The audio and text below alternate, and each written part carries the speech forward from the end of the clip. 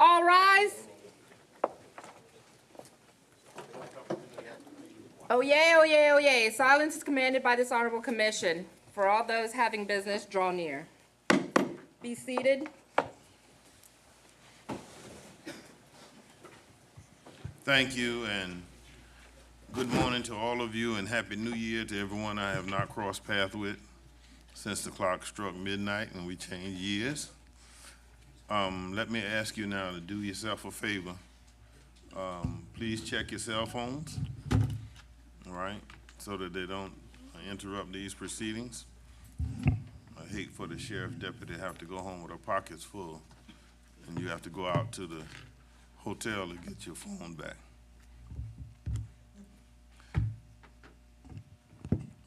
We're getting ready now for our inspiration, our invocation, and it comes from a person that I was trying to check my memory box and my archives to find out when have I not known her, and I've known her ever since Taylor Street. All right, but prophetess Dr. Scott Hazel Scott is a native of Sylvania, Georgia, and is considered a pioneer among African American female gospel singers and gospel preachers, and is recognized as a major contributor to the history of Chatham County. Dr. Scott began her mission as an educator, having taught for 10 years with the Scriven County Public School System and more than 20 years in the Chatham County Public School System, and became one of the first licensed female ministers in Savannah, opening doors for many other women who have followed in her footsteps.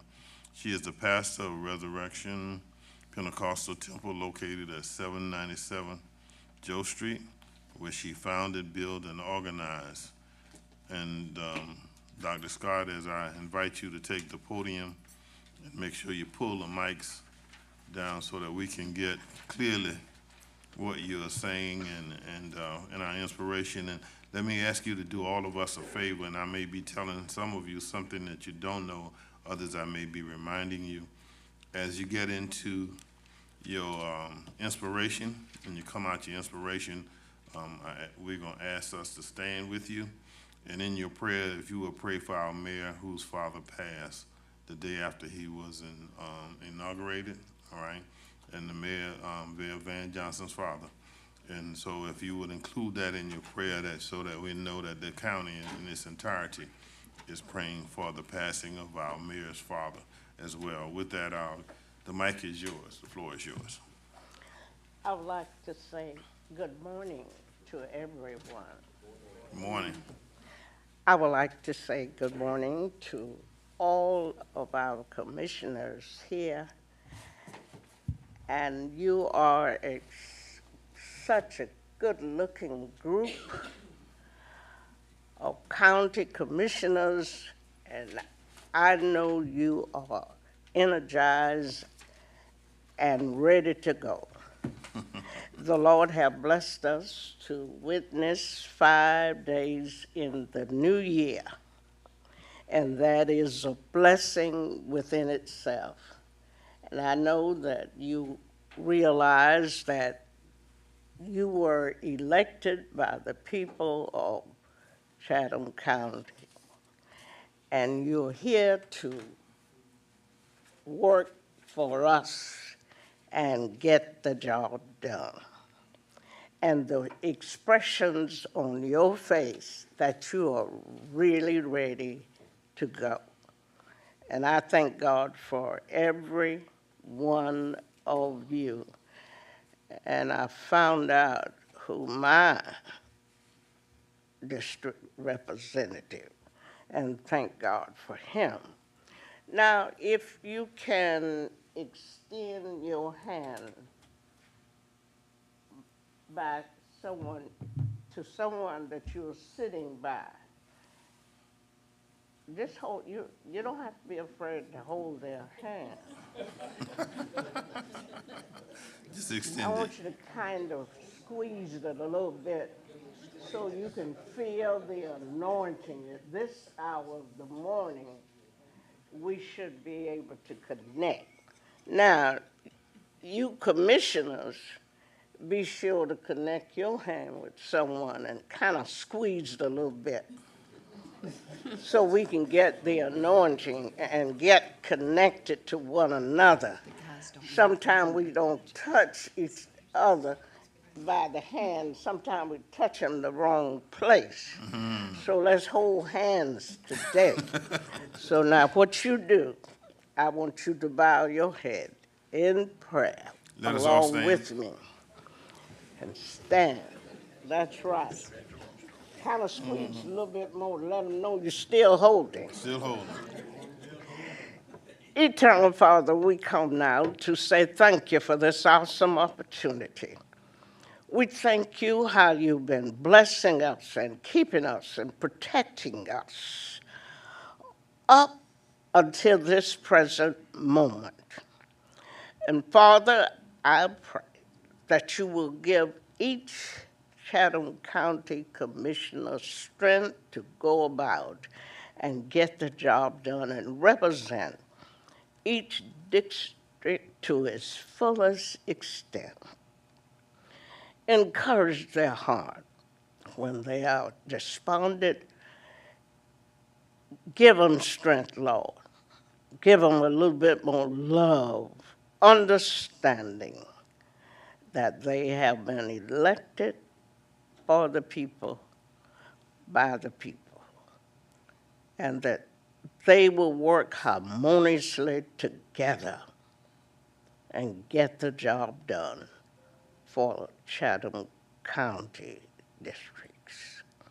Bless them now, and then, Eternal Father, we pray that you will bless our mayor, give him strength, prop him up on every leaning side in the name of Jesus. And then, Father, I pray that you bless those that are here right now holding hands. Pass that love from heart to heart and from mind to mind. And let us all realize that we are our brother's keeper. And now we ask all of these blessings in your name. Let everybody say amen. Amen. Say it again. Amen. Say it louder. Amen. That's it. Amen. Commissioner Hodge. Pledge allegiance. Please stand, remain standing. I pledge allegiance to the flag of the United States of America and to the republic for which it stands, one nation, under God, indivisible, with liberty and justice for all. Thank you. You may be seated. Dr. Scott, we want to thank you for coming today and for sharing with us and for praying for us as we begin this new year. All right. When I first started out as chairman, the first 2 years I had the privilege, every year I would ask Reverend Matthew Southall Brown to be here with us on the very first meeting of the year, but now you're getting a place, all right? And we'll be looking forward to many more times that you are invited and that you will come and share with us words of inspiration and words of prayer. With that having been said, we have the roll call. Chester A. Ellis, Chairman. Present. Helen L. Stone, District 1, Vice Chairman. Present. Kenneth A. Adams, District 8, Chairman Pro Tem. Present. Melinda Scott Hodge, District 2. Present. Bobby Lockett, District 3. Present. Patrick K. Farrell, District 4. Here. Tanya Milton, District 5. Present. Aaron Whiteley, District 6. Here. Dean Kicklider, District 7. Here. All right, thank you, ma'am. We don't have any of our youth commissioners at our meeting today. They just returned back to school, so they're trying to get back into their regular routine. All right. Proclamation and special presentations. Proclamation recognizing January as Human Trafficking Awareness Month in Chatham County. And Ms. Wade is here and from this place, and she also has her company with her. All right. I'm going to read a portion of this proclamation. They do have it up there. It's there. You had the proclamation? There we go. All right, it says the County of Chatham, Georgia proclamation. Whereas in 2000, the Trafficking Victims Protection Act, TVPA, was passed to combat human trafficking both in the United States and abroad. And whereas in 2010, President Barack Obama declared the month of January to raise awareness about human trafficking and educate the public about this crime. And whereas Chatham County ranks 4th in the state for reported cases of sexual trafficking of minors, and recognize that human trafficking is happening in our community to our young people, and is committed to combating human trafficking. Now therefore, I, Chester A. Ellis, Chairman, on behalf of the Chatham County Board of Commissioners, do hereby proclaim January 2024 as Human Trafficking Prevention Month in Chatham County, and uphold our commitment to protect victims, educate the public, prosecute and traffickers, and abolish human trafficking. In witness whereof, I will hereto set my hands and cause the seal of Chatham County, Georgia, to be affixed this 5th day of January 2024. Dr. Wade, the mic is yours. Thank you very much. Happy New Year. Thank you Happy for New Year. recognizing us. I do want to recognize our members here with us. Many of you probably know Pastor Marsha Buford. She is our board chair since we began in January 2022. And then this is Kate Templeton as our outreach coordinator. And the grant we have from the county funds our outreach. So she's particularly grateful for y'all. Do y'all want to say anything? Well, Happy New Year to you, Happy New Year. Commissioners. And thank you so much for all of the hard work and dedication that you put toward Thyro's Place, and we appreciate you. All right. As you heard in the proclamation, Chatham County is 4th in the state for reported cases of minor sex trafficking.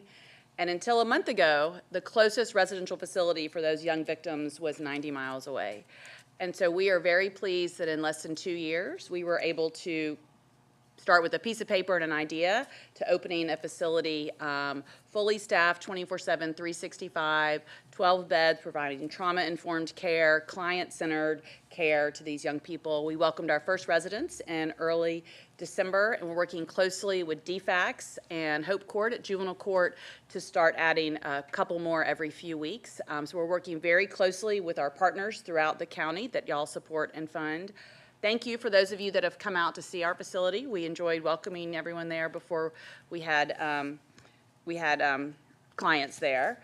And thank you again also for funding our outreach program. That's a real critical service. We've, since Kate began in August of 2022, she's served over 8,000 individuals in the county and surrounding areas, educating about human trafficking, the risks, training law enforcement teachers how to recognize it. So that funding from the county is going directly to support that work. So we're very grateful for that. And we have a month full of events, and that you can find that on our Facebook page to sort of recognize this month of human trafficking. We finished December, which for nonprofits is like the craziest month in the year, and we've moved to this really important month, and we'll culminate with our event at the end of the month, Cocktails for Courage. Theros means courage in Greek, and we have an event January 26th at Cohen's Retreat. That's our big fundraiser, so if you'd like to get tickets for that, let me know. I'd be happy to hook you up, but we just appreciate the recognition. We're really glad to fill this gap of services in our community, and appreciate the county's support and recognition today. So thank you for all y'all do. And we want to thank you all for what you all do and how you do. We're glad that you've brought to our attention the importance of the trafficking issue, especially here in Chatham County. And we continue to be a part of our blueprint, continue to be making it better for all the citizens. And so to alleviate those things which cause detriment to us is a major part. Any other comments from anyone else? Yes, sir. All right, Commissioner Farrell? Yeah, I just want to personally thank Julie Wade for leading the charge on this, because I find it hard to believe without a dedicated, focused leader that the rest would come together. So Thank you. I think that your fingerprints are all over this, and I appreciate what you're doing and how you're attempting to help the community that's negatively impacted by this Thank you, Commissioner. immoral behavior. All right, Commissioner Whiteley. Thank you, Mr. Chairman. Excuse me. So I want to thank you ladies for your service to the community. And I appreciate when you talk about the outreach piece, because I think it's easy to assume that, you know, maybe based on where we live or where we come from, that we're safe from human trafficking or our children are safe. But it is affecting communities throughout this county, every community, nobody's safe. So I really appreciate your efforts. I really appreciate you seeing a need and actually making it happen, Ms. Wade, because oftentimes we can point and say, well, we gotta do this. But you actually said, we gotta do this, and started pointing thumbs. What can I do? So I really appreciate you serving as an example that our community needs. When we see something, not only should we say something, let's make a plan to do something about it. So I applaud you and your colleagues at Darrow's Place. Thank you. Commissioner Lockett. Thank you, Mr. Chairman. Good morning and Happy New Year to you all, and I just want to congratulate you all on what you all do. I'm very much aware of what you do, and I just ask that you just keep giving courage to those young ladies. You're doing a great job. Keep it up. Thank you. Thank you all. Thank you. I'm sorry. I didn't see Commissioner Stone. I just have, Oh, I just okay. have a quick question. And as everyone has said, we deeply appreciate what you're doing. So is it the state of Georgia that's fourth? in the No, nation? Chatham County Chatham. is the fourth in the state for reported cases of minor sex trafficking, and we're the largest outside of Atlanta. So the other three are metro Atlanta counties. So do you know where, I mean, just out of curiosity, where Georgia stands? We, seventh, my outreach coordinator. So we're seventh in the country. One thing I didn't say, these are our girls. These are not like coming in on container ships or flowing over the borders. These are our girls, primarily living in incredibly vulnerable situations and highly susceptible to manipulation. So this could be even a family situation in which a young lady is being trafficked?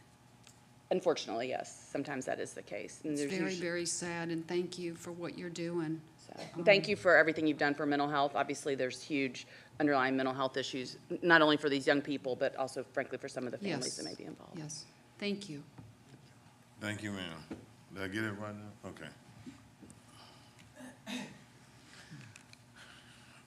Presentation on Vision 2033 Strategy Initiative by Mr. Steve Green and Mr. Monahan, Patrick Monahan. He's on. As Mr. Monahan will be on through Zoom. So. We'll talk about two tough acts to follow. There he is. If I may have to ask y'all all to hold hands, but when you vote.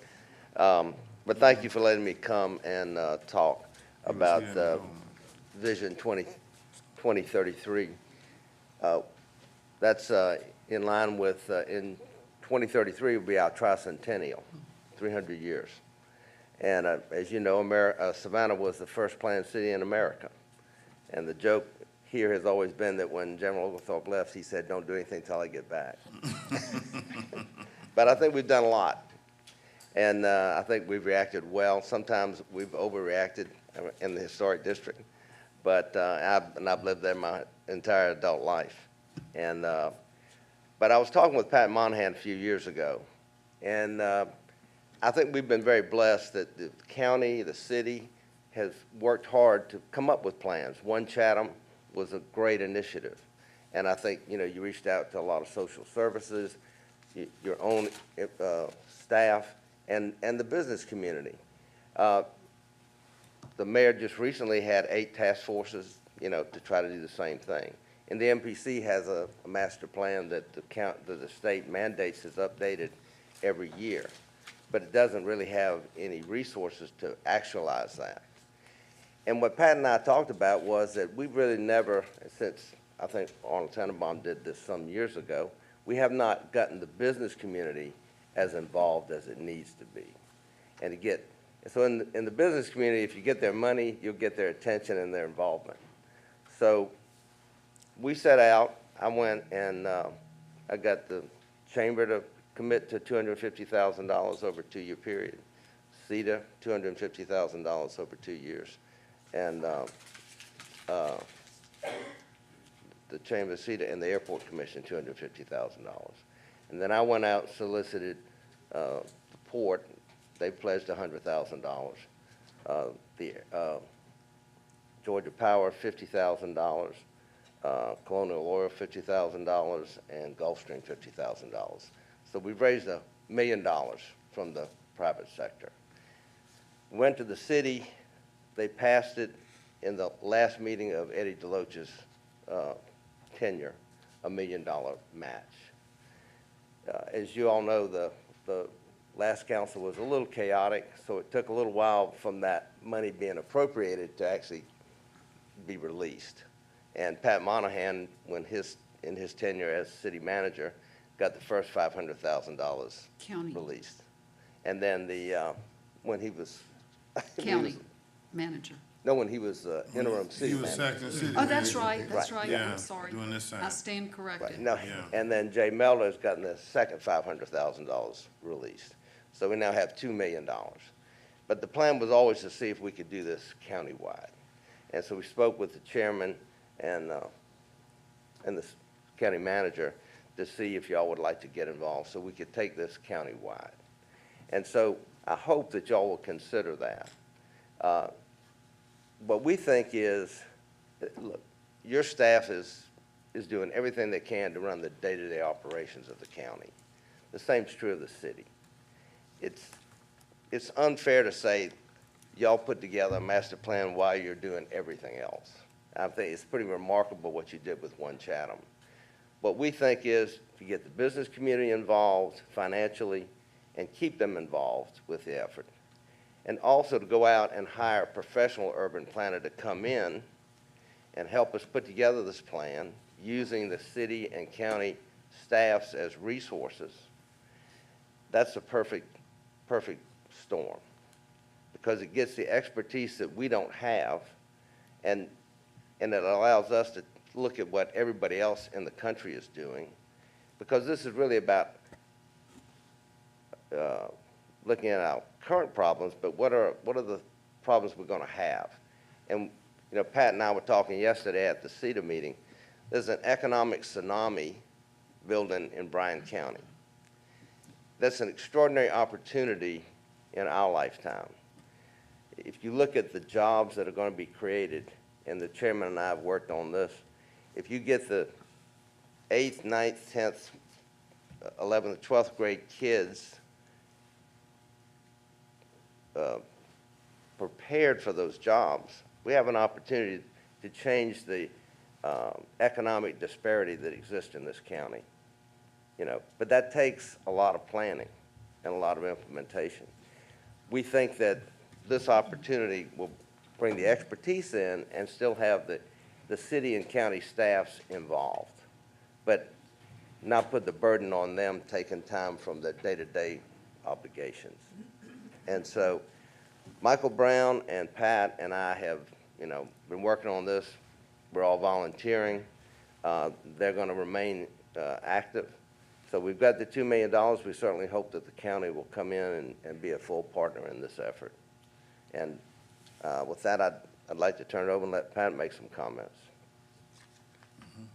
Thank you, Steve. And I don't know that I can add too much more than you provided to the commission as a briefing anyway. But just to talk a little bit about, and not to get too far ahead of ourselves, about the next steps, the city, the county, and CETA would need to adopt an intergovernmental agreement. And the agreement will be sent in draft form to each of the parties, that would be the city, the county, and CETA, and allow for both staff and their respective boards review. And then the intergovernmental agreement will be important because it's going to designate the governing board, the steering committee, which will be comprised of 15 members, of which both the city and the county as the single major funders would get 3 appointments each.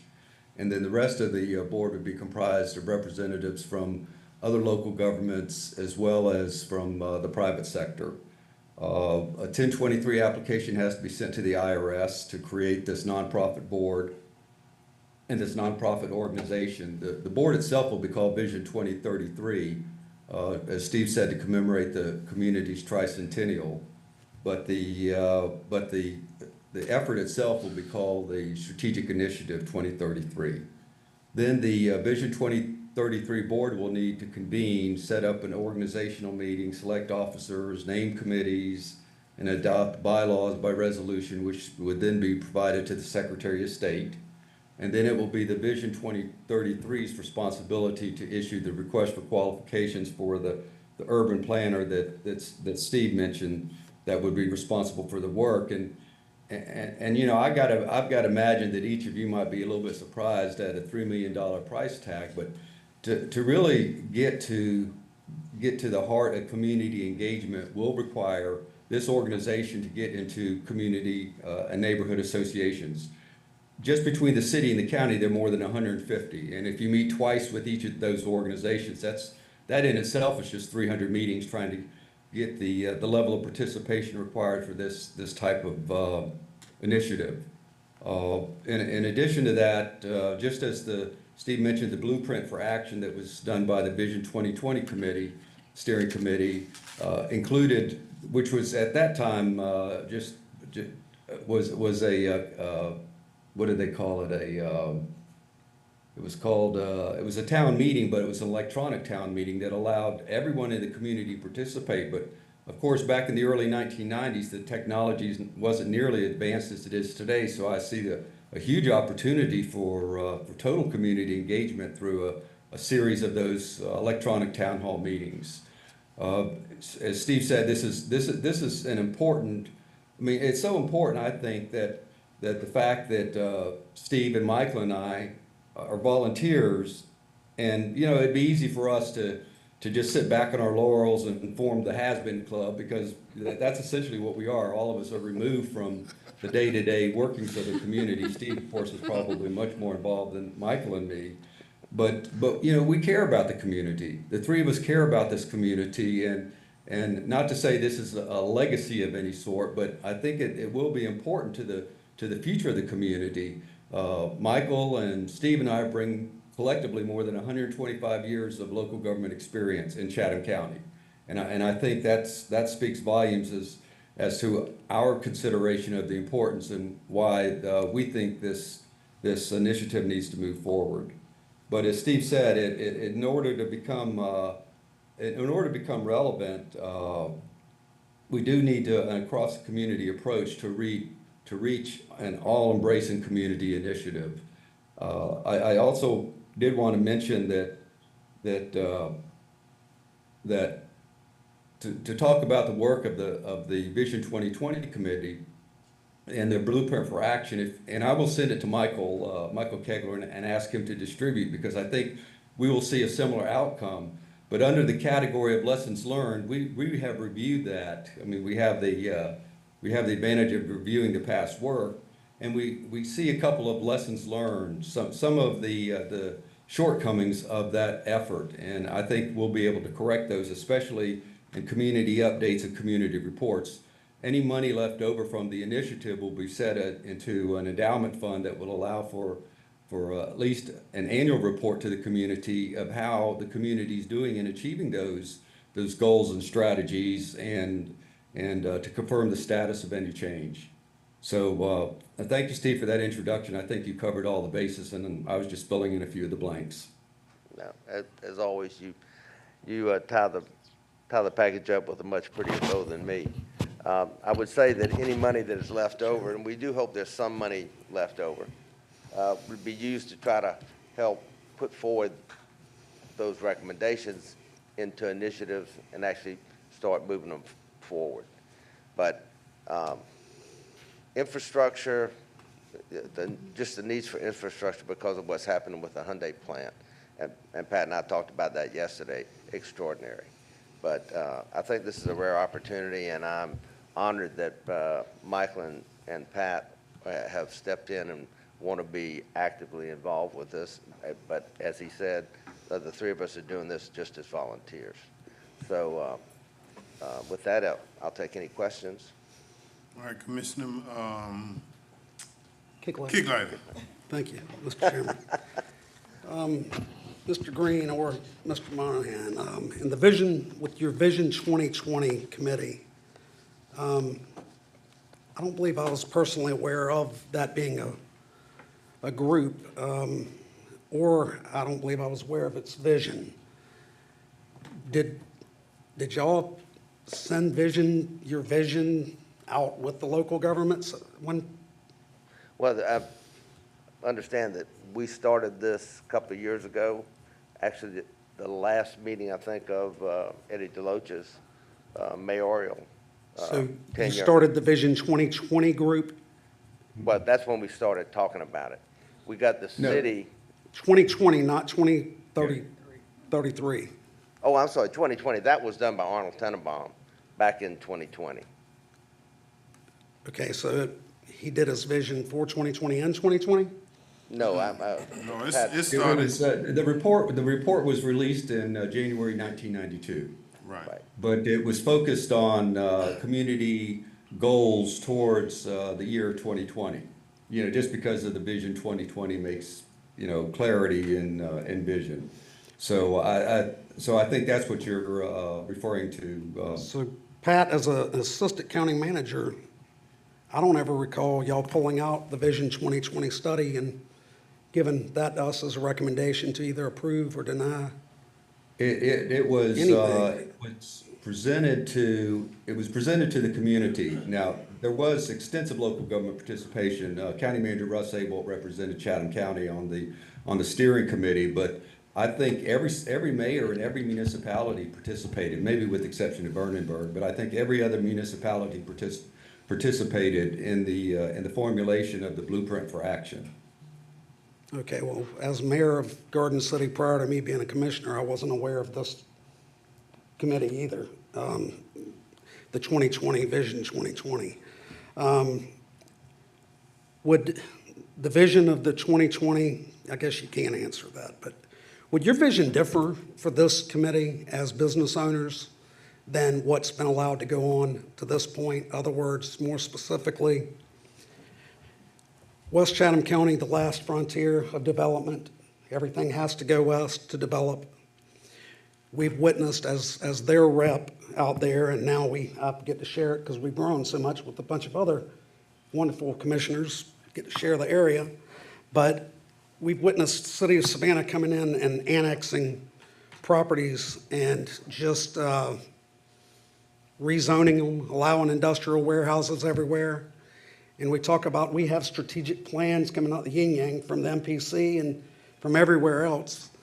And, but in the end, Savannah comes in, annexes the good taxable property, has been changing zones, and recently they did not change a zone, which I was very pleased with.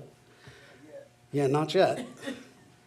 And leaving the roads for the unincorporated area taxpayers to pay for. They're not even, they're taking the good property, leaving the roads for the unincorporated citizens to pay, and they're putting in industrial things out there. So basically at this point, in my opinion, Savannah has treated the west side as nothing more than just a vehicle to raise the revenues without that planning in sight. They've gone against the previous plans that's been out there, long-term planning. And I really hope that, I would like to think that I've always believed that you have to have a complete balance of, I've presented plans myself up here of public-private partnerships. I think that's essential.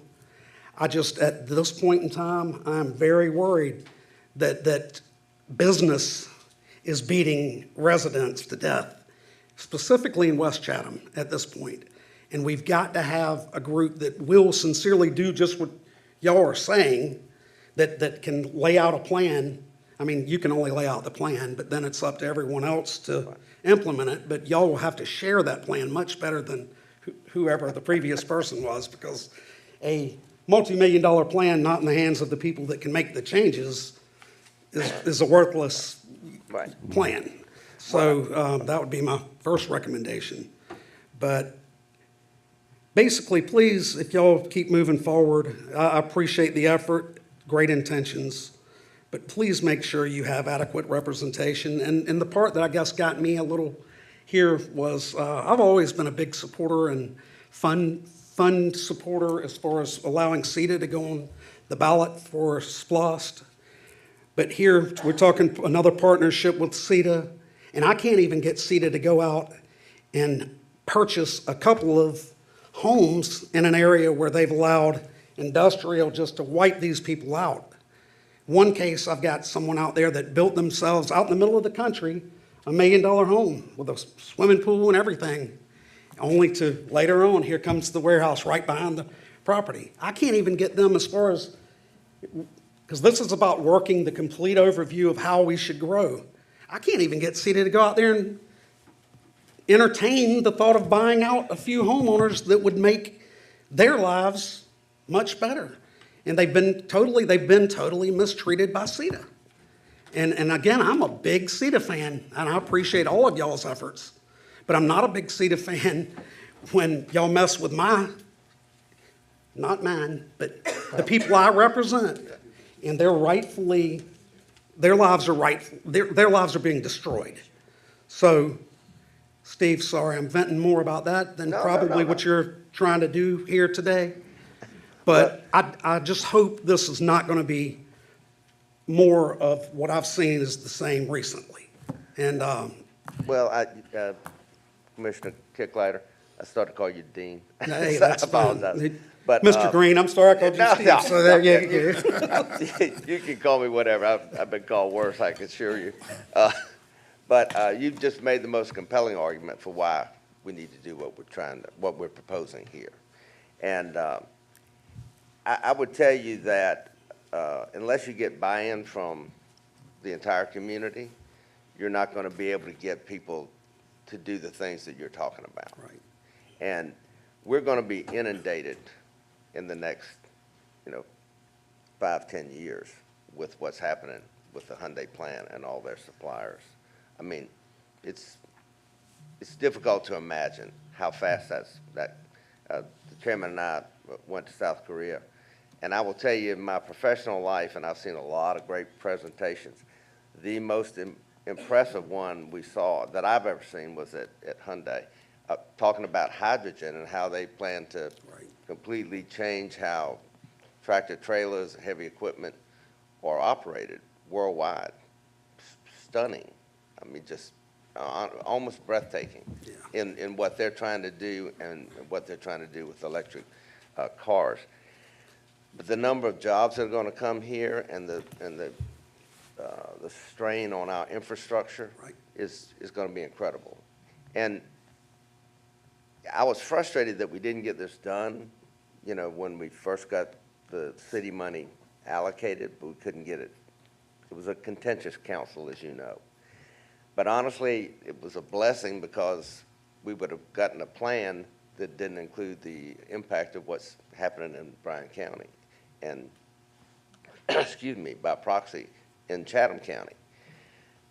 So we're late to the game, but at least we're in the game. And I think, we have to look at, I always tell everybody, we talk about Savannah's going to be the center of coastal Georgia because of the downtown and everything else we have. Really, it's our healthcare system. That's what's going to make us the central part of coastal Georgia and coastal South Carolina. And we need to figure out how to do that. And we're blessed that, they just announced we're going to have a 4-year medical school on the Armstrong campus. But that's one of the things we need to look at in this. But we also need to look at infrastructure, roads, highways, bridges, railroad crossings. I mean, I know that's a huge problem on the west side. Oh, yes. But I live downtown, if you're trying to go to the islands and you get caught by that train, you're going to sit there for 30 minutes. Right. So I hope that y'all will join in this effort. And for all the reasons you articulated, it's why we need to do it. And your infrastructure here, your professional staff's going to be involved with it, but it's not going to overwhelm them and keep them from doing their job. Right. And we're going to try to bring in the best professional folks.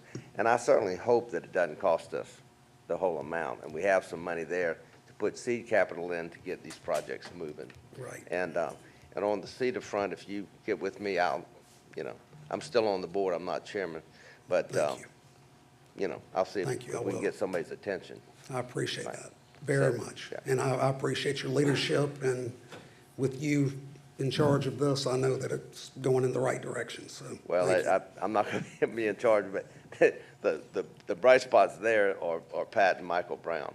I don't think we've had two better leaders on the professional side. This community's been blessed with them, and I told the city, I said, y'all have been envious of the county having Pat, so I said you finally pulled him over there, and so he really got that first $500,000 shaken loose. So I want to publicly thank him, and congratulations on your road, Monahan Boulevard. Pat told me yesterday he was going to try to make that a toll road. So every truck that comes in and out is going to have to pay $5. Now that's what I call strategic planning. Absolutely. So are there any other questions or comments? Yeah, let's, Commissioner Whiteley. Thank you, Mr. Chairman. All right, so thank you, Mr. Green, for that presentation. Mr. Monahan, thank you, gentlemen, for volunteering in this effort. A couple of questions I have. So ultimately, correct me if I'm wrong, so the goal is ultimately to just kind of put together a comprehensive plan for the county? Countywide, yeah. Okay. All right, so now with this, and Pat, this might probably more of a question for you, would this plan try to follow the standards on Georgia Code 110-12-11, which is basically the procedures, standards and procedures for local comprehensive planning? Yes, and in some respects, one of the reasons that we did not call this a community master plan, because we didn't want to cause confusion between the state mandated comprehensive plans and this initiative. This initiative, I think, will go beyond the requirements of Georgia law. In fact, I know it will. It will go beyond the requirements of Georgia law for comprehensive plans. But it will be very similar in that some of the outcomes will be the same, and that's probably, the comprehensive plans will be part of the baseline information that the consultants will review because of the existing material, just as the work of the Chatham County Indicators Coalition, the One Chatham, as Steve also mentioned, the mayor's 8 task forces, all that information will be provided as a baseline for the consultants' work, just to provide background information and then allow the community to participate and determine what the problems are. I'll use this example because I think this is probably the most understated example of the outcome of the blueprint for action that was released in 1992. Among the several findings and among the several areas of focus was on air quality. And for those of you who remember back in the late 1980s, when I first arrived here in the mid-1980s, just the air quality problems, particularly from the sulfuric dioxide from the 2 paper plants, and how that would inundate the community, especially during low pressure events. That, I live 10 miles from downtown Savannah, but I could even smell it probably, maybe 30 times a year. And so one of the recommendations from the Vision 2020 task force was to focus on air quality. Well, between that and the Chatham County's Air Quality Task Force, Union Camp made significant contributions, almost $90 million in additional scrubbers to clean up the emissions of sulfurous dioxide from its plant, and Stone Container did the same. And you don't think about the rippling effect, but the air quality, in my opinion, the improvement in the air quality is what's contributed to the huge increases in tourism in the community as of the last 15 years. Yeah, I know people talk about Paula Dean's contributions or the convention center's contributions, but I think cleaning up the air quality was one of those underlying, not too many folks think about it, but how that has been so impactful to the community in terms of tourism. Now, whether you think the huge increase in tourism is good or bad, that's subject for another discussion. But I think that shows you the the far-reaching consequences of taking a look at the community, taking a look at the problems, and addressing them. Now, you know, when you go look, and as I said, I'll give Michael Kegler the blueprint for action so each of you can review it. And by the way, Commissioner Kicklighter, I looked it up, and Wayne Wright was the City of Garden City's representative on the steering committee. His name is listed in the steering committee. So Garden City did participate as well as all of the West Chatham communities. So I'll pass that, I'll get Michael Kegler to distribute, because I see a similar outcome in terms of a written report to the community, but as I also noted, more improvement in the follow-up, and particularly the reports to the community of how the progress being made on the recommendations. A lot of the issues still linger from the 1990s, housing, inequality, childcare. Steve addressed a number of those already. And I don't think any of us have any preconceived notions or an agenda on what will be identified this go-round as major community problems, or as well as looking at the outcomes for improvement. Okay. I hope that answered your question. Yeah. Any other questions? Yes, sir. All right, so I thank you for that. So I guess my concern in this, first of all, this is my first time hearing this, so I'm assuming the ask is for us to, the county, at some point, not now, but at some point, to provide, match some funding to help with this initiative, right? Yeah. All right, and Yes. so one thing that concerns me is that, again, we already have Plan 2040, which we have invested in, and it seems like we're duplicating efforts. Though the Plan 2040 is a comprehensive plan that the MPC has already embarked on, if we can raise money to start a whole nother initiative, why can't we raise the same money to bolster the existing initiative that already has a infrastructure in place? Another thing that concerns me with this is that you know, with all due respect to the folks at CETA, I think that the economic development is huge. I sit on as a vice chair of NACO's International Economic Development Task Force. I fully support economic development. But when we talk about the issues and challenges that we're facing here in Chatham County, we know it already. We already know that poverty is a huge issue. We already know that workforce development is a huge issue, and then here we are going to add another bone on the plate of CETA. They're standing up a workforce development initiative, and we have another government entity such as CETA called the Urban Development Authority, which still sits unfunded.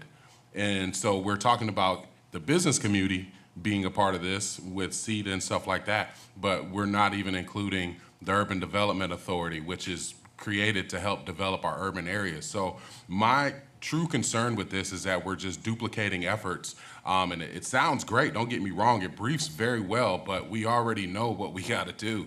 And so if we're gonna raise money, we could raise $1 million to put together a group to plan. Why can't we use that same $1 million to bolster the tools that we already have in our toolbox?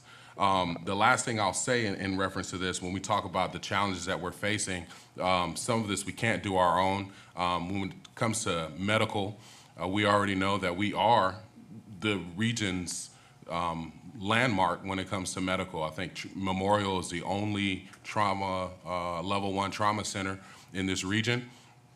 And this is why we're dealing with wall times right now, that we, these commissioners up here, as well as our partners at Chatham Emergency Services, are getting fingers pointed at them, because we already are where people come for health care based on the surrounding county. So this is gonna take our state legislature to do something as it relates to medical care, because if the rural hospitals continue to get closed down, if hospitals in our surrounding areas are continue to close down, our hospitals are going to continue to be inundated. So I definitely appreciate, Pat, where you and Steve, excuse me, Mr. Green, when you said that the healthcare piece is big. I appreciate that, but again, I'm just afraid that this is going to duplicate efforts. I sit as a member of the Urban Development Authority, and we can't raise money even if we ask the United Way at this point. So that's all my biggest concerns at this point. I'd love to hear more, because this is also the first time I've ever heard this. So that's a little bit frustrating too, and pardon my frustration coming out. Well, let me try to address it. you're talking about the problems. Talking about the problems is not getting them fixed. Do you have the expertise to do that? Does the community have the expertise to do that? I mean, I've been here a long time, and this community likes to talk about problems ad nauseum. This is designed to find answers and a plan to address them. We need professional help to do that, not a neighborhood conversation. We need that neighborhood input, but we need professionals to solve these big problems. And we don't have that expertise at the county, at the city, at CETA. So this is about putting all the financial resources to go out and get the expertise to address the problems you're talking about. So Not just talk about the problems. And I can't address why y'all can't get funding. That's, I don't know who you've gone to. I don't know what you've proposed. All I can tell you is that we've been working hard, I'm sorry you hadn't heard about it, to try to get the $1 million from the, first of all, I had to raise the $1 million, then I had to get the city to match it, then we had to get the city to release it. If I'd have just come to you 2 years ago and said, hey, give me $1 million, you'd have gone, hey, Steve, you're a great guy, but, you know. For what? So bringing $2 million to you and telling you that we're gonna do it, if the county doesn't want to participate, it'll be citywide, because they're the ones putting the money up. But we feel like the road in Savannah that goes out into the county doesn't stop. Commerce doesn't stop between the county and the city, Port Wentworth, Pula, Garden City. And look, I was on the CETA board. I've owned warehouses. It is a problem for me to watch the land go and just be warehouses. But we've got, they're good problems. What's happening with Hyundai and all the tier one, that's just the tier one suppliers. You're gonna have, as they ramp up, you're gonna have a whole nother wave of companies coming in. And about medical, the largest industry in this country is medicine. So how do we bring that business in here to augment the hospitals we have? Let's don't be myopic and just think medicine is about treating sick people. How do they pay their bills? It's attracting that kind of infrastructure that are high-paying jobs, clean, there are no environmental issues about it. That's what this plan is designed. And so I understand and I welcome your questions, and I hear your frustration, and I share that, believe me. Because I've been involved in Savannah for a long time, and believe me, I have been frustrated. Pat and I, when on my chairmanship at CETA, we built the first industrial park, the one that Dean's alluded to. It took 7 years for us to get the first tenant. Now, we had to have it, and thank God we do have it, because we've gotten four companies from the Hyundai project, which are, I think, bringing almost 1,500 jobs to Chatham County, Pat? 1,700. 1,700 jobs. Good paying jobs. And those jobs are out there for these kids coming through high school, if we can get them, and the chairman's been very involved with this, trying to work with all the school systems to say, let's get job training in the high schools at, 9th, 10th, 11th, 12th. You've got about 3 years. I mean, they're gonna start making cars in 18 months, but they're not gonna be fully ramped up for, 3, 4 years. And that can make, Mr. Whitley, the kind of change we need to solve that economic disparity that has dogged this community for a long time. Yes, sir. Anyway, I hear your frustration, and I'd be happy to sit with you and talk to you about some of those things as a sidebar.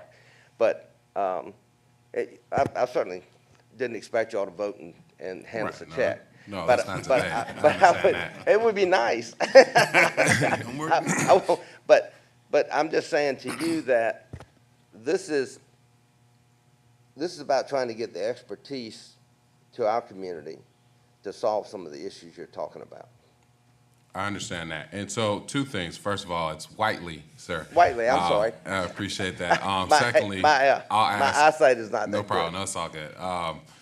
It happens. Only Savannah disrespects the E. Whitfield, Whitmarsh Island. Anyway, I digress. With all due respect to those areas. So one thing I'll ask this commission is, and you, Mr. Monahan, what will it take to make sure that the Urban Development Authority is a part of this process? Considering that they're set up by our state legislature to help develop our urban areas. And as you alluded to earlier, that's part of the. Pat has a list of all of them, and we will certainly add, if they're not on the list already, we'll certainly add them on it. We could add them to, besides the steering committee, which will be comprised of 15 members, there will also be a technical advisory committee, and we can make sure that there's a position available on the technical advisory committee. Gotcha. And so then the last piece I'll ask is, so what is the ask? Is it $1 million? What is that dollar number? To match the $1 million? city and the Okay. private Man, sector. just gonna bring it to us. Gotcha. All right, thank you. And again, it's nothing personal, y'all, but Oh, you know, no. we've been dealing with these issues forever. We know poverty is one of the biggest issues, and so I understand bringing the expertise. I'm just curious how CETA, I mean, I guess because CETA has one of the biggest wallets here in town, maybe that's why we have them at the table. Well, when I was trying to get $1 million, I went to the people that had the money. Yeah, I'm trying to remember what they, there was a legendary bank robber, I think back in the 20s, and they said, "Why do you rob banks?" He said, "Well, that's where the money is." Yes, yes sir. So, thank you. You know, I went to where I could, you know, folks that could do it. And I think that's part of CETA's role. I mean, it just, and I have to say I am amazed at the great job y'all did with One Chatham. Because you've got a staff that is working hard to run the county. And you folks know better than anybody else how complex that is. And so for them to be able to do their jobs, their daily jobs, and then put that effort together is a real testament to their professionalism. But it didn't give us, it didn't allow us to access the expertise of folks that are do urban planning all around the country and can bring some suggestions or innovations that we're unaware of, and also contacts.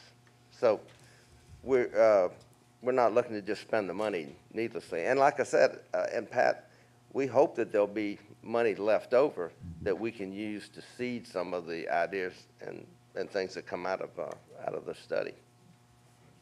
Commissioner Lockett. Thank you.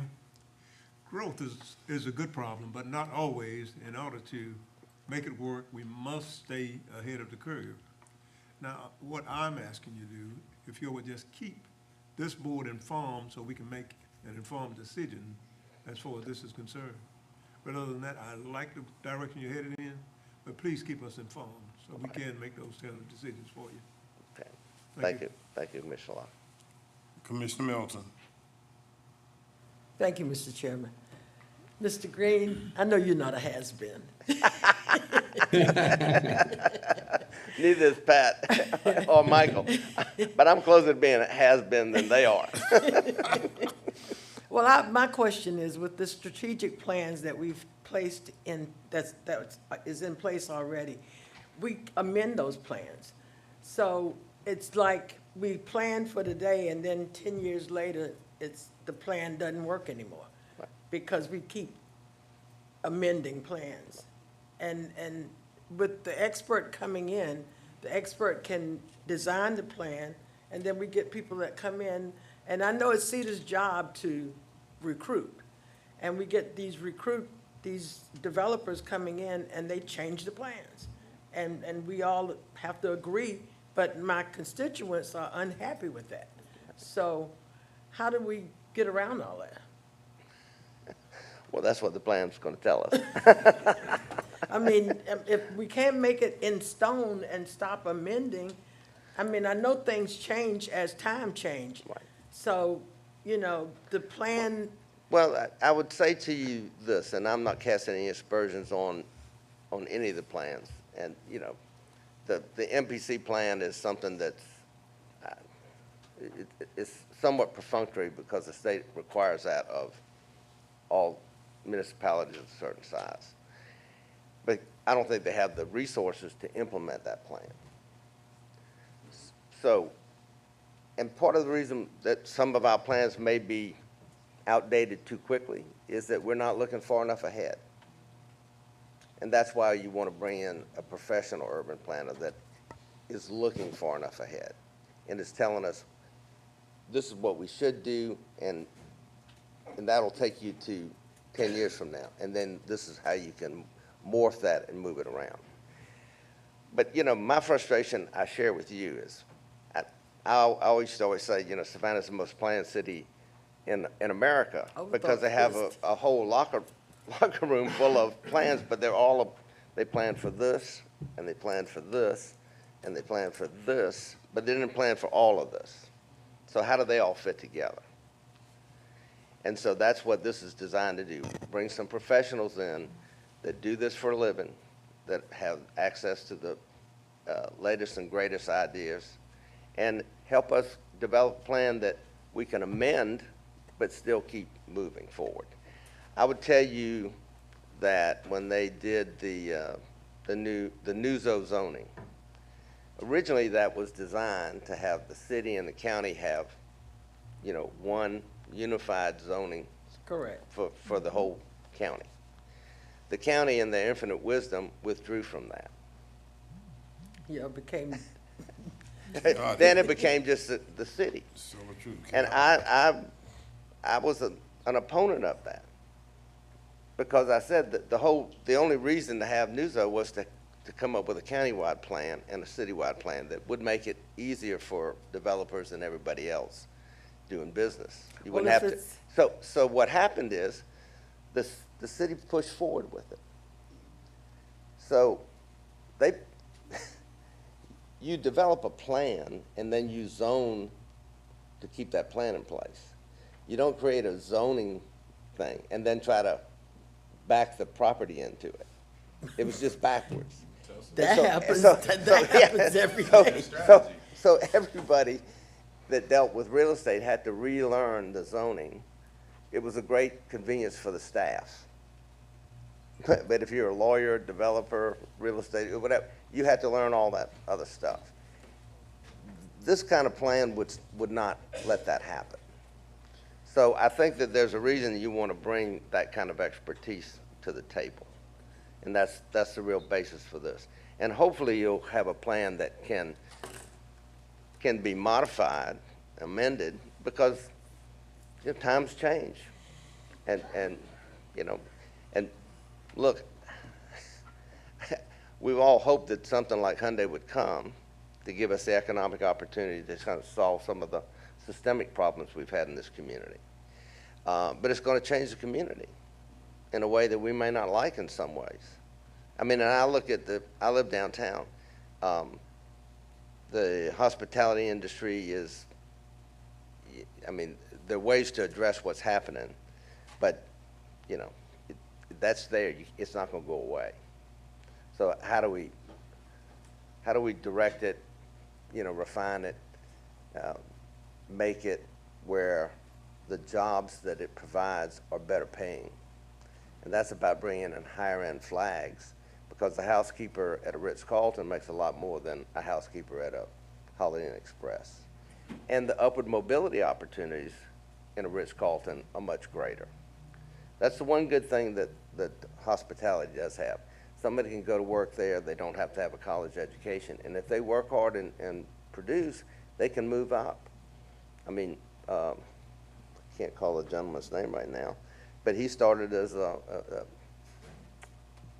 he's a general manager for the hotels on the east end of River Street, and I'm embarrassed to. Leonard Massey. Yeah, he started as a valet, and just worked his way up.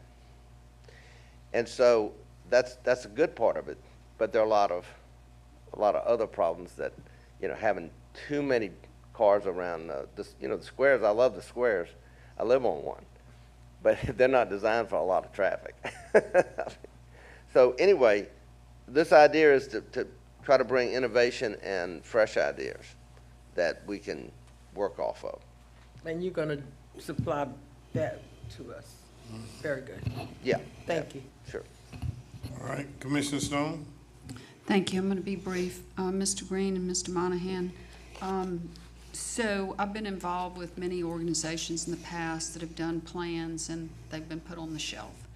So you are going to provide us with some type of a proposal before we vote on appropriating money? Is that what I hear? Yeah. They wanted us to, present you with the concept. Okay. And I think it's all been mentioned, but I want to make sure that these do include zoning.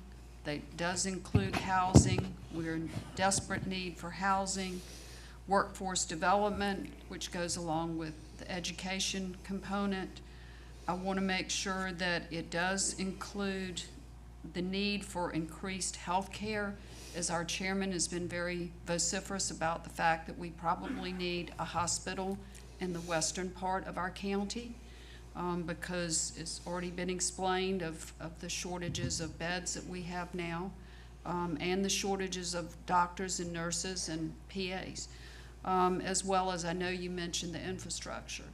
So yes, we've been hit all of a sudden, really, within the last 2 to 3 years with trying to deal with growth and deal with it in a planned fashion. But I just want to make sure that this is not one of these plans that it looks really, really good and then it goes and sits on a shelf and kind of collects dust, so. Well, as I said, we're hoping that we'll have some money to help jumpstart that. But we'll develop a plan. Rather, the commission can take that plan and I certainly don't expect whatever the plan is for the commission just unilaterally embrace it and say, oh, we're going to do all this. There'll be pieces that you want to do or you'll prioritize when you can do it and what you can afford to do it. But whether it's acted upon is really up to y'all. I mean, this is about trying to give you the best advice and the best information and give you a pathway to address all of the issues that your frustration is. And I appreciate y'all sharing that because that's why I'm here. That's why Pat and Michael are volunteering, because we share that frustration. And we feel like we need it. Look, if you're sick, you got to go, you find the best doctor you can. And if he's out of town, you go there. We're not sick. The problems we have are really great problems because of all the economic development that's going on here. At First Chatham Bank, we have to look at, we're affected by interest rates, but our local economy is pretty much immune to the quasi-recession the rest of the country's been going through. So all I'm saying is our job is to come up and try to get the best expertise to come up and address the problems that y'all all have shared with me today and come up with a plan. Then it's y'all's job to take the plan and actualize it. All right. Commissioner Kicklighter. Thank you, Mr. Chairman.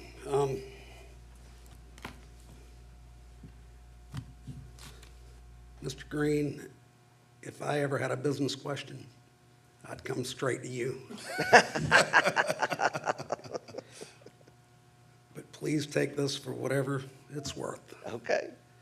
In my 8 years of serving the public in public office, I have witnessed the government study things to absolute death. Study. What's that a fancy word for? We're not going to deal with it right now. We're going to study it. You mentioned earlier, if I can, let me just finish, please. I'm sorry. You said if the county don't donate, then this will you'll study for the city. What are y'all going to redo Broughton Street? all of the problems we're facing now is coming from the west side leading in. If they can't get into Savannah to start with, then Savannah's doomed. So that would be the wasted $2 million that people's already donated. So, and I don't know whether or not this group will be donating to this or not, but I just want to tell you from my experience being here, if we need a group of talented, motivated, educated citizens that will push and lobby the already known studies or common sense solutions that's already out there, push it through. I'm going to give you an example. CETA, a while back, led the charge to bring in the Daimler Chrysler plant to what was once called the mega site over in my neck of the woods, and the state of Georgia was going to build on-off ramps on I-95 and Pine Barren Road. That was part of the mega plan site because they knew that once that huge site was developed, it would be an absolute disaster of traffic congestion from the number of jobs that would have gone in with the Daimler Chrysler plant. So meanwhile, that deal fell apart. So CETA's done an outstanding job of luring in other huge companies. We have the Amazon site there. We have the huge, I forget, but motor building company, Mitsubishi out there. But no one's even mentioned building the road that they were going to build. Now we're filling that site up. But that's a CETA project. That's CETA funded that we even donated or we sold, may have, well, donated it. Pat, you were there. We sold at a very low price, a huge part of Triplet Park to make that whole thing a reality. And all this was going to take place. But there's something without $1 million worth of planning that's already been planned that even a group that y'all are on could be pushing the state of Georgia. That'll eliminate a lot of traffic congestion right there, and it'll open up a lot of other things right there on Pine Barren Road and I-16. And with all due respect, I've spoke with the state, and they told me they have a study going on all the highways, West Chatham, Effingham, Bryan coming in. It takes no study to realize if you just drive out there, if you're not just staying in downtown Savannah, it takes not one study to know that if you took all of our major roads out on the west side, all major highways, and put 2 left turn lanes at every intersection and a long right turn lane, traffic congestion would be eased, probably cut in half. That don't take millions of dollars of studies. We can take the $1 million and put a right turn lane and 2 left turn lanes. I mean, we know this, folks. We've got Dean Forest and 80, Highway 21, and Dean Forest backs up forever and ever. You got the bottlenecks everywhere now. We have so much that we could use money for now that we absolutely know needs to be done, that just for whatever reason, government seems to have zero common sense. We need you guys to form a group that lobbies these people, because y'all are very influential, very powerful, known, intelligent gentlemen and ladies that we need y'all to just get the things done that we know common sense wise needs to be done. We don't need a $10 million study. And I mean that with nothing but respect. I appreciate y'all. I really do, but I pride myself on trying to spend the citizens' money as if I would spend my own. And I can't see me paying someone to draw up my house plans if I can draw my own on my personal money. And when we have the MPC that we pay, how many $1 million do we pay the MPC a year? Michael Kegler? I don't have the exact number, but we'll get that to you. Give me an approximate. $1 million a year? It's more than $1 million. More than $1 million? Yes. Okay. And they're supposed to be our, what? MPC. What does that stand for? Metropolitan Planning Commission. Okay. Well, let me say. Other words, we already have in this county, we have one big swimming pool that costs the taxpayers about $1 million a year. I ain't gonna vote to build another one right next door to it and cost $2 million a year. This is something that, again, great. I would advise y'all, because I would hope that this does not pass for a donation from the county. But if y'all are gonna just plan in Savannah, I think that cuts your own heads off unless every business person you're talking about being represented solely lives in city of Savannah. And, Let me say, I misspoke. I can't speak for where the city wants to spend their $1 million. I'm pretty sure that the business community would still want to spend money countywide. yeah, and I think you said the ports donated, correct? They did. And they're a real large part of the problem on the west side, so I would think that they would want to help fix the problem. Excuse me, as I said, I misspoke.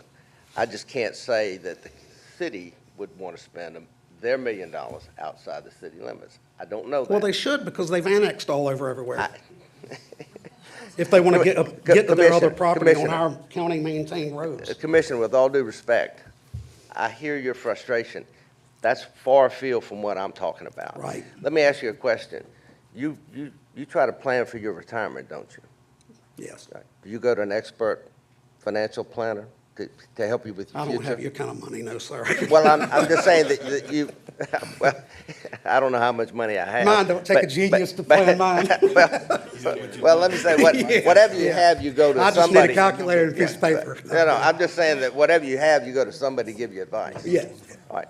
So the community needs that advice for the future. If you don't do that, then 10 years from now, whoever's in that chair is going to be having the same conversation. And I think politely is, my opinion is that this is a duplication of current sources of things that we're funding now. Then why haven't we used those plans to solve the problems? Why has CETA not pushed the state to build that own off-ramp on? I mean, that's what I'm saying. That's, well, it's a lack of follow-through on the implementation, but we have the plans. We're planned away. I'm not trying to argue with you. No, I'm not either. I mean, good question. But we presented it to you. You presented a great question. And I hope y'all will participate, because I think it's needed. And your frustration tells you that it's needed. It's very much. And because in the past, it hasn't worked, is a testament to why it's needed. So, you can curse the darkness or light a candle. You're a good man, and I appreciate your effort. Okay. Thank you. Any other questions? Yeah, you got Commissioner Just White. have one last short point I want to add. When we talk about the economic development, we also have to remember that a lot of this economic development that is here is receiving tax abatements. So as we're being asked to contribute to this plan, our revenue base is limited to some degree by the economic developments that are receiving tax abatements at this point. I will get you the study, but it shows that those abatements end up giving the county so much more money over the long haul than, otherwise you don't. I'm not speaking against the abatements. I'm not saying that. I mean, that's necessary when we're talking about luring big projects here. I'm not speaking against that. What I'm saying is, when we talk about the pot, so to speak, that we would struck a check out of, our pot is affected significantly by these abatements. I don't think that the cities, the municipalities have those same abatements. Mm-hmm. Well, I can't speak to what pot the money comes out of. Well, Mr. Monahan knows what I'm talking about. Well, the study that Mr. Green referred to, I actually did for CETA. And I took a look at the 10-year history of the abatements, because abatements are short-term. Eventually those properties do get back on the tax rolls, and they get placed back on the tax rolls at a much higher value because of the improvements and the added value to the tax digest. And Mr. Green's right, it was, and I don't remember the numbers specifically because I did that study more than 5 years ago, but I looked at every single property that was abated over a 5-year period, and they went back on the tax rolls at significantly increased value that made up for that difference. It was truly an investment by the community to abate the taxes short-term, but there was a long-term benefit. Absolutely. And that applies to all the municipalities. It's not just the county that allows that abatement. Anyway, that's best I can respond to the question. Yes, sir. All right, anything else from anyone? Thank you, sir. Thank We you, Mr. Chairman. appreciate it. All right, thank you all and, for your time. Yeah, we look forward to getting that information and getting it to everyone, all right? Let us go to no chairman items, but we do have one commissioner item. First responders from Skidaway Island for Commissioner Farrell. Thank you, Mr. Chairman. The issue that I'm bringing to the commission's attention is there's been a organization on Skidaway Island that's existed for 43 years that provided volunteer assistance for medical type emergencies on Skidaway Island. Very fortunate to have a group of volunteers that 7 days a week, 365 days a year, 24 hours a day, when they get the call, they're basically live throughout the island, and they stop what they're doing, get out of bed, whatever it is, stop cooking, and they go over and help their neighbor.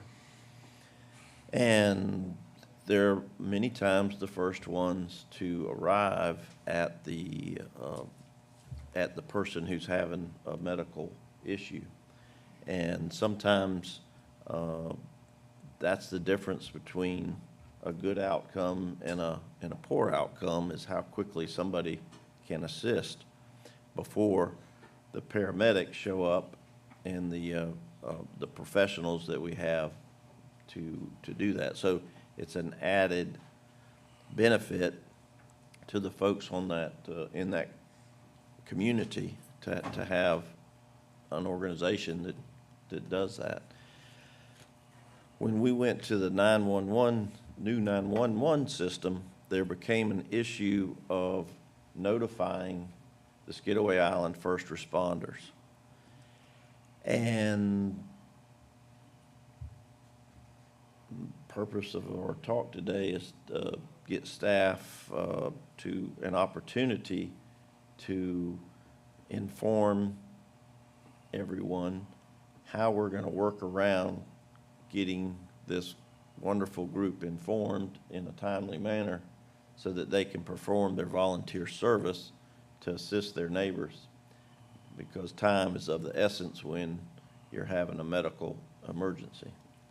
So at this time, I'd like to ask staff to address where we are and how we're proceeding in getting back on track for notifying the Skidaway Island first responders about the medical emergencies that they volunteered to come and assist their neighbors. Mr. Manager? Yes, sir. Mr. Chairman, Board. Two things.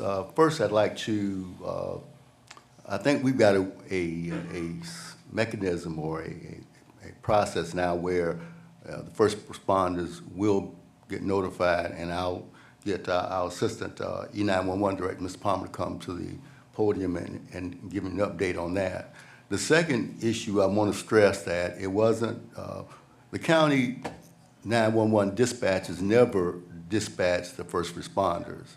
The process, the way the process worked was when we dispatched Chatham Fire for fire service or EMS, the first responders would get a page from Chatham Fire. It was never the 911 dispatch that dispatched them. Now I'm going to ask Mr. Kearns to come to the podium after Mr. Palmer to kind of give you a kind of rundown on how the system used to work. But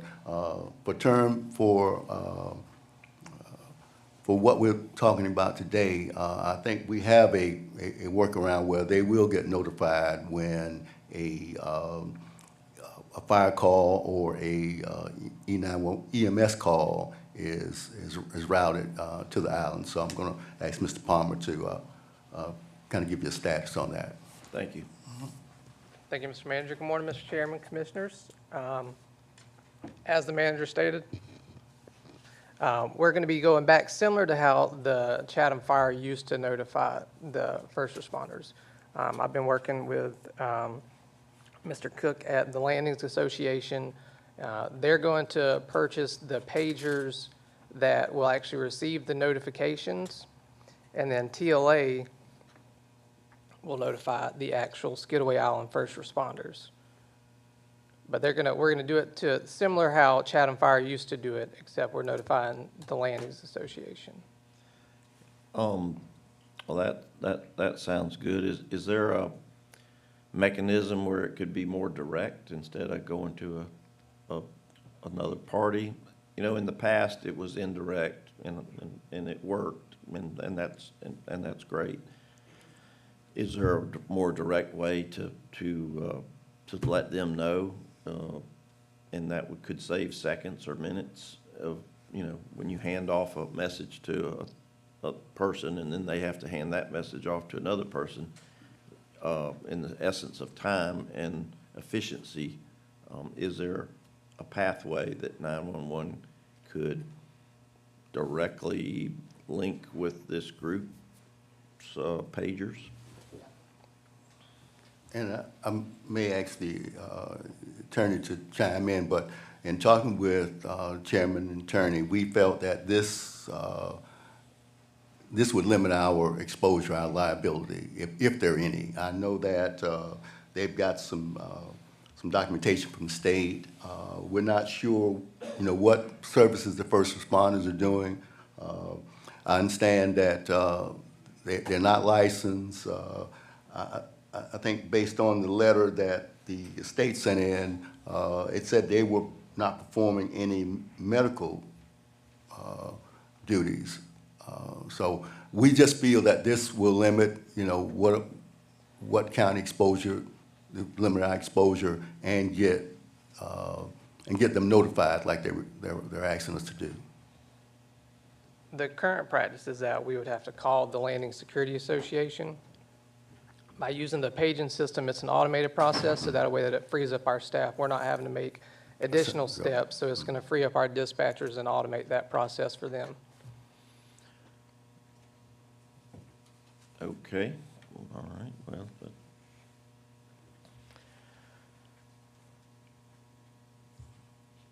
has this been implemented yet, and if not, when are we gonna get started? Because this issue's been dragging along for many, many weeks. Mr. Cook has gone to the vendor Motorola to get the pagers for their process as soon as they're in. We'll work with them to get them programmed, and it'll be implemented at that point. So we're just waiting on the vendor. Okay. All righty.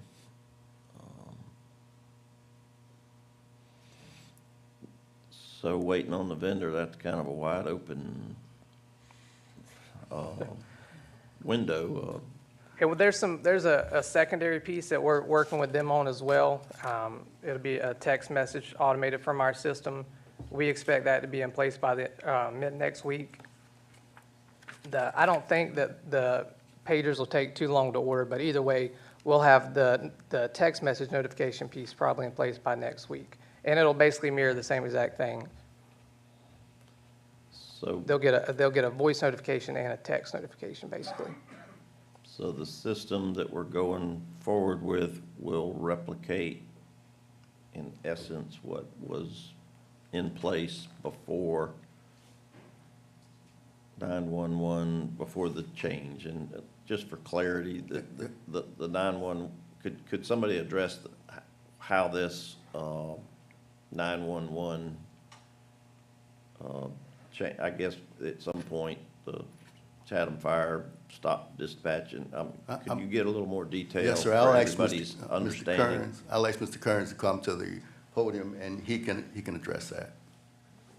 Because, you know, at some point, 911 kicked in, and then this crisis evolved, so. Mr. Kearns. Chuck Kearns, CEO, Chatham Emergency Services. The thing that changed was we used to dispatch our fire trucks. Now the county is dispatching our fire trucks. That was the Sentinel event that changed things. Who was doing the ambulances? We were. You still are. Yeah. So it's just the fire trucks? Yeah, well, so there's a key difference on Skidaway. The Landings Association pays a fee to us to make sure that one of the firefighters at Engine 5 is also a certified paramedic. They want to have a paramedic on the island all the time that never leaves the island, because the fire truck only leaves in very rare situations. So that paramedic in Engine 5 stays on the island all the time. We had been dispatching that to the medical calls over the years as part of the fire department, because they're first and foremost firefighters. But three of them, the one on A shift, the one on B shift, and the one on C shift, were also paramedics. So what the landings was paying for was the difference between being a firefighter and being a firefighter paramedic. So when we punched out that engine for a medical call, we would also page out the first responders.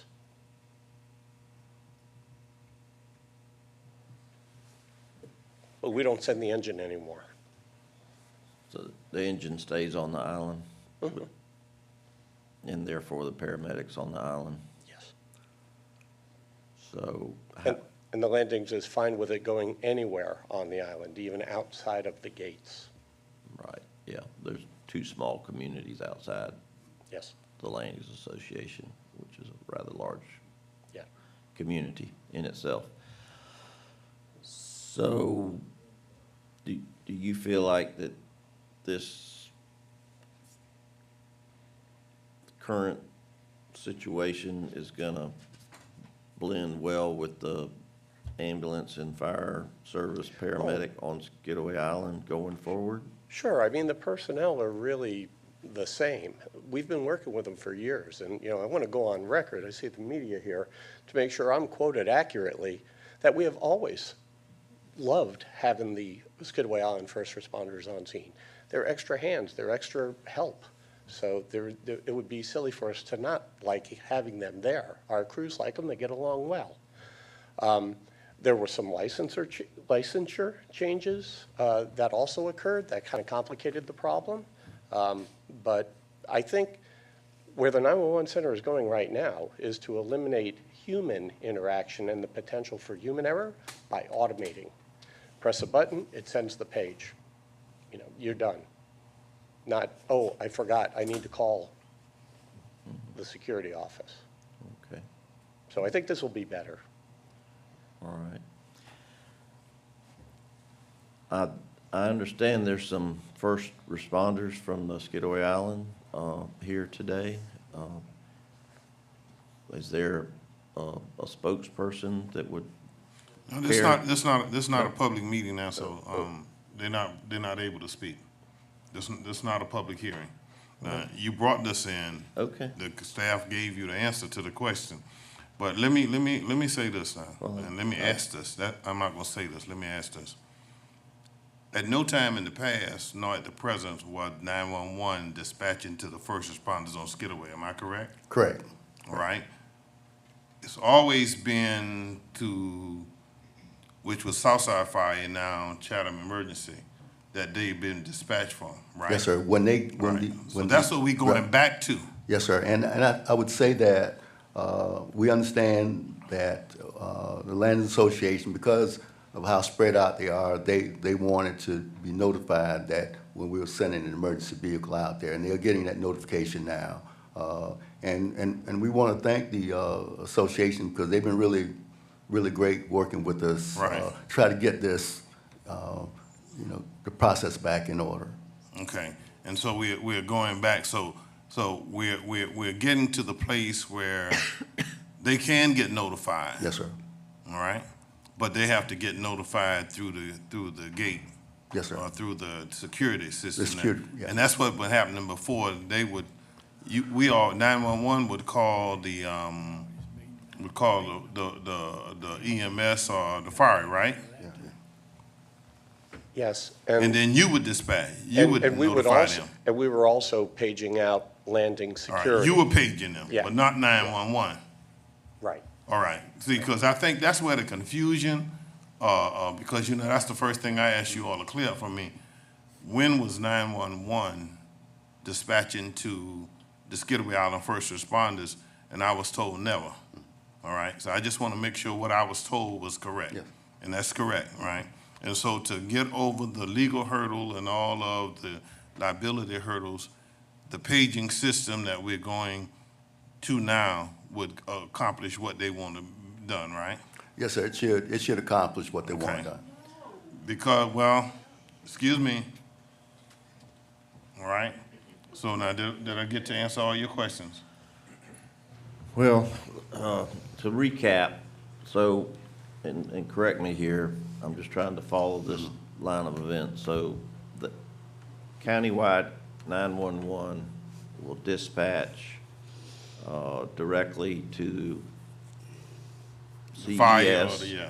No, sir, what'll happen, the only change now is it's not going to CES, and CES dispatches, notifies the first responder. We're cutting out that middleman.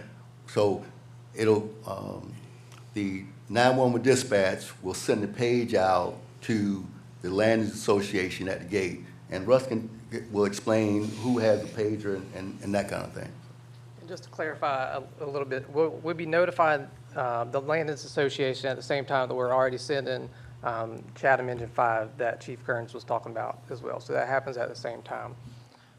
But it'll be the landing security director, their supervisor on duty, and the gate will be the 3 points of contact that anytime we send out a notification, all 3 of those will get it. Ma'am, I have to ask you again now, this is not a public hearing, so you can't speak out like that, okay? You can send emails, or you can have meetings with your representative. You can even invite me to any meeting and I will come, all right? And I'll bring staff and whoever else that we can get you the answers that you need to. All right, Commissioner Kicklighter? Thank you, Mr. Chairman. With all due respect to you and your position and your authority to be able to control the meetings, which you do, and rightfully so, I'm saying, although you don't have to, it would be very kind gesture if you would let one spokesperson have 3 minutes just to give their opinion, if you would, sir. I mean, They didn't identify and they spoke, when he but asked that, they didn't identify. if you would just give them 3 minutes, one person, that they may have some info that I would personally like to hear. I mean, I think amongst themselves, I noticed someone was about to stand up and come up and speak for the group. Could y'all stand, the first responders, and be recognized? No, stop doing that. Excuse me, I have a just seat, please. No, stop doing that. Now, you know you're out of place. Well, you All right, recognize the sheriff when he's in here. I mean, what's the big deal, Chairman? Pat, please stay in place, all right? Now, back to the kindness. right. Can we? You know that, well, hold it now. Y'all, everybody just slow down and hold it. You know I'm not against anybody having information, because if you don't have the information and the knowledge, you can't make a good decision, all right? Is there one person sitting here among you who would come up to this mic and speak? Is there one? Who's the one? Come on. Identify yourself for the record, all right? And I'm doing that because the commissioners asked me. Set amount of time is Right. fine. I'm doing that because the commissioner asked me, okay? Thank you, Mr. Chairman. Because we're not in public, sir. But identify yourself and go ahead and speak to the issue, please, ma'am. My name is Ann Van Winkle. I've been a Skidaway Island first responder for 20 years. I am on the board of directors of the Skidaway Island First Responders. I speak here as a private citizen as well as a member of the board. The communication in the past has never been indirect. It was always direct. We got paged at the same time as the fire truck and the ambulance. Because of where we live on the island, all over the island, we're almost always there before anyone else to provide aid. Point number 2, if you page just security of landings, that only covers the landings. There are 2 other communities. There's houses in between all those communities. There is the Thrive Senior Living, there's the Marshes, there's the Village. None of those people are going to get assistance if only TLA is being paged. Thirdly, the only other point I want to make is that TLA is not a licensed agency. Neither are we. So how can you page one licensed agency and not page another? It doesn't make sense to me. It also doesn't make sense that you have 17 volunteers willing to help in a medical crisis, which we're having all over the country, not just here, So we respectfully request that you reconsider and page all of us at the same time as two separate unlicensed agencies. Okay, Thank and you. now what I'm understanding, and let me go from here. Let me go to, Mr. Manager, let me go to our 911 director and how this paging thing is going to work. All right, now you heard their concerns is, right? Yes. Okay, so how are you all working that out? So when Chatham Emergency Services previously dispatched Chatham Fire, they would notify their fire engine, the landings, and Skidaway Island first responders at the same time. We're doing that same process, except for not directly notifying Skidaway Island first responders. We are notifying the Chatham Fire Engine, we are notifying the Landings Association, but not directly notifying the Skidaway Island first responders. All right, and 911 has never directly paged them. No, sir. Okay, see, and I'm understanding that that's what some people were thinking, that it was coming from 911, but it was coming from Chatham Fire, right?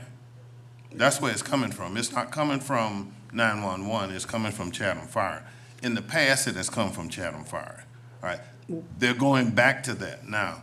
As to how many people are getting paged, I think that there's how many, do you know how many pages they're purchasing? They're purchasing 3, and it'll go to. They're purchasing 3? Yes, sir.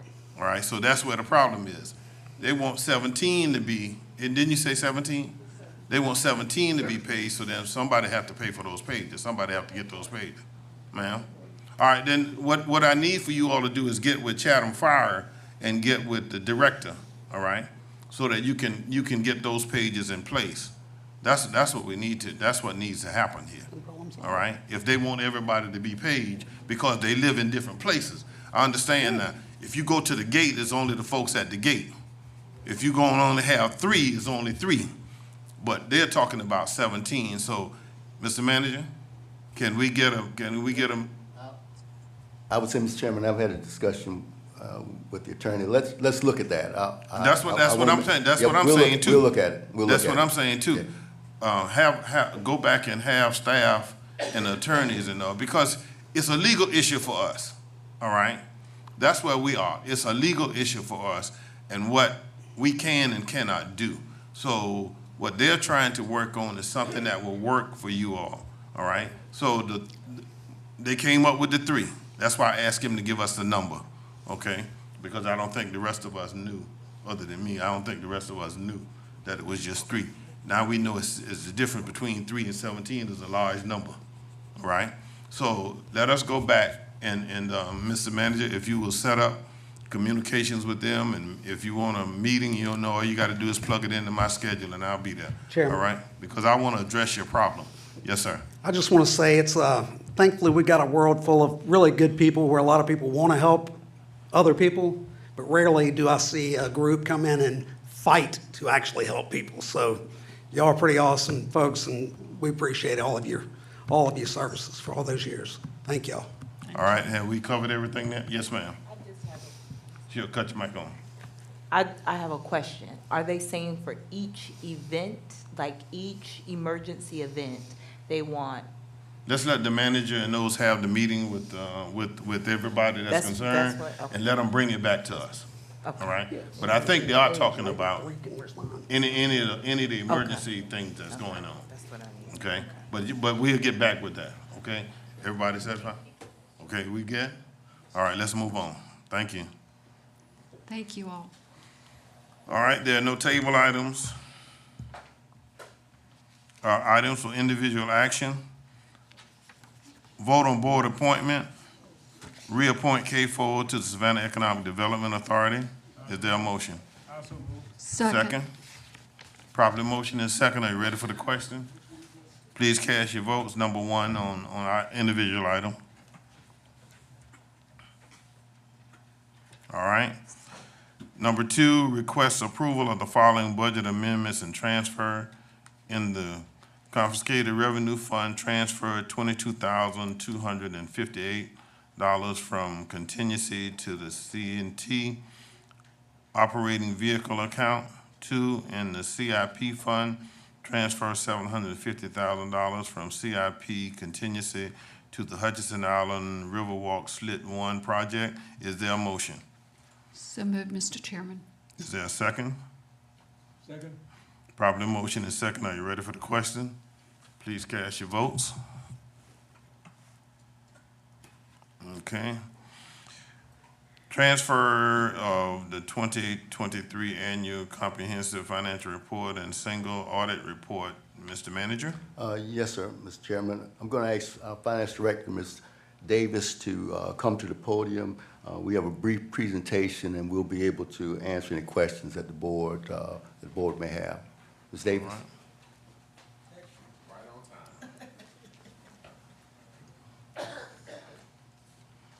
Good morning. Almost noon, but good morning. It seems like I must be getting older because it seems like I just presented this yesterday, but it's another year. The year flies, doesn't it? It does. Because you were having And fun. so, Uh-oh. there we go. So this is year end 2023. Once again, we had new pronouncements to initiate. This was GASB 96, which deals with IT software leases. But just to go through the audit report, first of all, this just goes into the parts of the audit report. You have several sections. You have the introduction, which includes the organizational chart, the elected officials, the award that we have received almost for 40 years, and the transmittal letter. The financial section includes the auditor's opinion, which was a clean opinion this year, as with every year, and our management's discussion and analysis, which is a good place to start if you just want a general overview of where we stand, and the entity-wide financial statements, which basically lumps all funds into one big pot. The notes give more detailed information to support the numbers in the statements. The required supplementary information includes budgetary comparisons and information on the OPEB and pension plans. The supplementary information gives detail for non-major funds. Statistical section provides demographic information and multi-year comparisons, and then the state mandated section presents the SPLOST information. These tiny little numbers here represent a comparative balance sheet for a entity-wide statement, and as you can see, to the right, the second column to the right, we have 1.2 billion in assets countywide. And on the entity-wide revenue and expense statement, we had a net we had a net position change of 124 million. That's entity-wide as well. As far as the general fund and special service district, we had 242 million in general fund revenues, and in the service district, we had 49.2 million. Expenditures were 230 million and 38 million respectively. And our fund balances ended June 30th, 2023 with 78.4 million in the general fund and 26.5 million in the special service district, most of which is our 30% reserve. And then the fire district, I want to point out, this looks like we had a gain of $500,000, but in reality, this is on an accrual basis. We still have just shy of $500,000 that we're looking to collect for that year, which brings us to almost 97% collection rate for the fire district. And then to end it, once again, I just want to tout that we have earned our Certificate of Excellence in Financial Reporting for almost 40 years. And this year I hope to be the same as always. These financial statements can be found on our website under Finance Department, and there is a link there to take you to those. And there's also a link on our agenda report here. Yeah. Now I'd like to introduce Trey Scott. He's our primary auditor with Malden and Jenkins CPAs, if you have any questions of him. Sure, and I'll be real quick. 2 points that I wanted to make, just kind of reiterate what Ms. Davis said. Again, my name's Trey Scott. I was one of the partners who oversaw the audit of the county's 2023 financial statements. The first is, if you look over there on that wall, you can see all of those awards that she was talking about. So that's certainly something that you all should be proud of, the finance department should be proud of, and be commended for, because that's certainly not an easy task. The second is, she pointed out that we issued you all a clean opinion. That's the highest level of assurance that we can provide to you as your external auditor. We also had no audit findings or management letter comments. And again, I think that's just a testament to the hard work that Amy and her team do on a daily basis, something they should be commended for. And again, something you all should be, I think, very, very proud of. And that really is all I had to report to you outside of the numbers that she discussed. It's certainly been a pleasure to serve you all, and we look forward to serving you in the future, and be happy to field any questions that you all may have. Questions? Questions? Thank you all. Mr. Chairman, you should have a copy of the audit in front of you. If you have trouble sleeping, you can, kind of stem through that. And please, I would encourage each commissioner to kind of look through it. And if you have any questions, please, we can make finance staff and answer any question. But they do a great job up there, and I want to make sure that y'all have the information where you can look at it. And like I said, if you have any questions, just let us know, and we'll get those answers to you. And as always, I'd like to thank my staff. I couldn't do this without them. Elisa Fish, my assistant finance director, and Maria Spears, they're the heavy lifters on this project. So I just wanted to give them the recognition they deserve. And thank you so much for the job you all do, and we thank you. Let me do this before I go to the action calendar. Let me recognize our clerk, the court, for being here with us. The sheriff was here earlier, and so I want to make sure I recognize you before we move on, all right? Because don't count it to my heart. It's in the head, and sometimes I get to going, get wound up, and be like the energizing button, all right? No one expressed any desire to remove anything from the action calendar, so may I have a motion to accept it in its entirety? Is there a second? Properly motion and second that we accept the action calendar in its entirety. Are you ready for the question? Please vote. Okay, we didn't have any first readers. We go to second readers. Request board approval to update the waiting period for participation in the Chatham County Employees Retirement Plan. Is there a motion? Is there a second? Second. Properly motion and second that it be approved. Are you ready for the question? Please cast your votes. Oh, question? Oh, okay. I didn't see it. Go ahead. Yeah, could you briefly explain the change in the waiting period for? Yes, sir.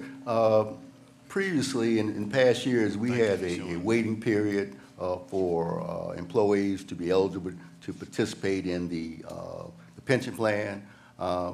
When I started, which was what? 6 months. It was 6 months, and we used to give a free accrual. So technically, when I started, you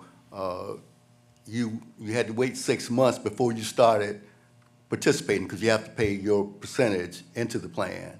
So you had to wait 6 months before we would start, contributing money.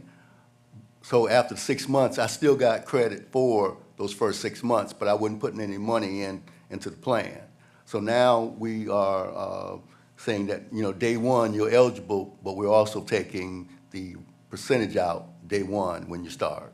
And then if you don't make the 5 years, If then you don't you make get your 5 money years, back yes, when you you get- leave employment? Is that my understanding? Plus interest, yes, sir. Okay, very simple, thank you. All right, all in readiness? Please cast your votes.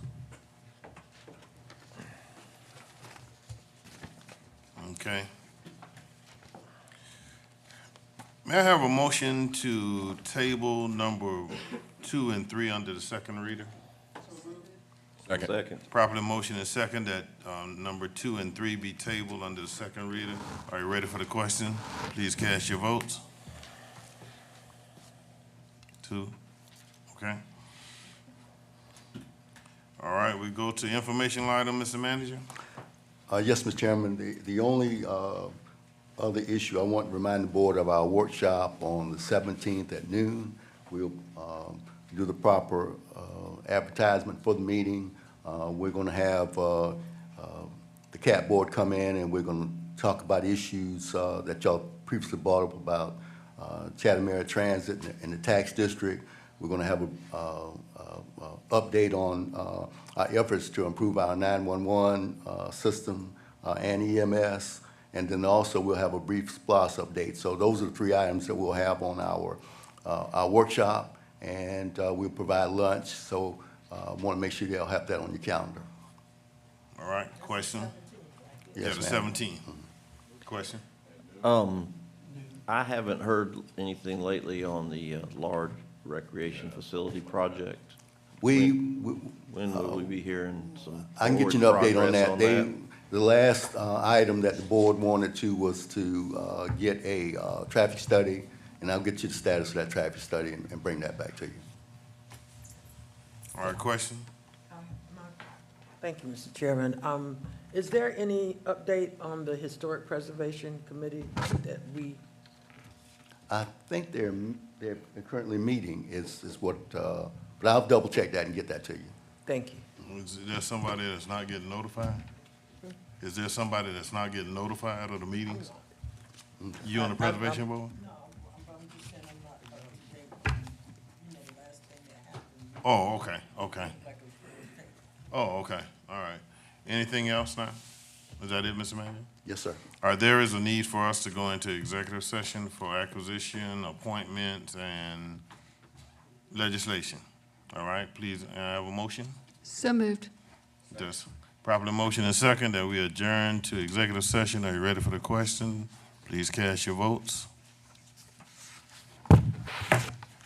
So move, we adjourn.